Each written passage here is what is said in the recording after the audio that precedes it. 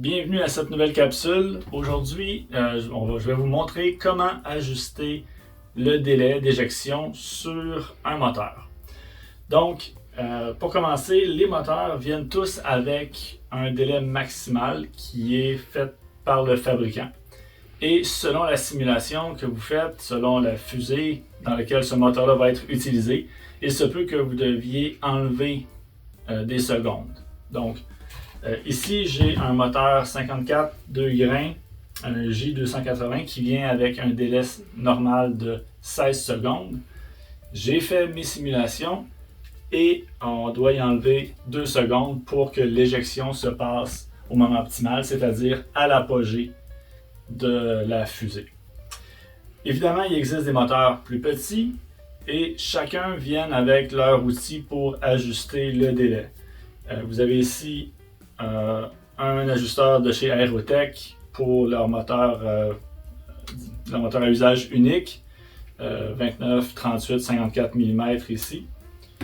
Vous avez celui pour Cesaroni pour les 38 mm et nous, dans ce cas-ci, on va utiliser l'outil pour les 54 mm.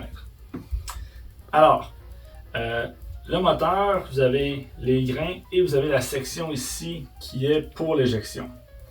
Et dans le cas ici d'un Cesaroni, ce qu'on va faire, le délai, on le voit ici, c'est la section grise qui est présente. Et ce qu'on va faire, on va venir enlever de la matière. Ce qui fait en sorte que quand ça va brûler, cette section-ci va brûler plus vite que ce qui était prévu par le fabricant et donner l'éjection au bon moment. Donc, je vais ajuster mon outil ici pour enlever le 2 secondes. Comme ça. Dans le fond, ici, vous avez une mèche et je vais venir, on dit driller, mais enlever de la matière ici, retardante. Hop. Ce qui va me faire un joli petit trou et ce qui va faire en sorte qu'au lieu de prendre 16 secondes avant de mettre feu à la charge d'éjection, cette section-ci va en mettre seulement que 14 et ouvrir au meilleur moment. Ensuite, je vais prendre ma section ici, je vais la placer sur le tube qui contient les grains. Je vais prendre mon casing. Donc, ça ici, c'est un casing 3 grains. Ici, on a 2 grains de propulsif, donc je dois rajouter un spacer. Donc, on envoie le spacer comme ça jusqu'au fond. On prend le moteur ici. Hop. On le pousse bien au fond pour que ce soit égal ici.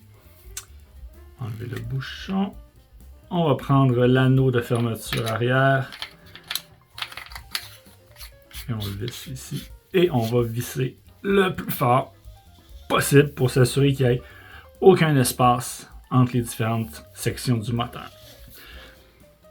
Et voilà. On remet le bouchon. Et vous avez un moteur qui est prêt à voler.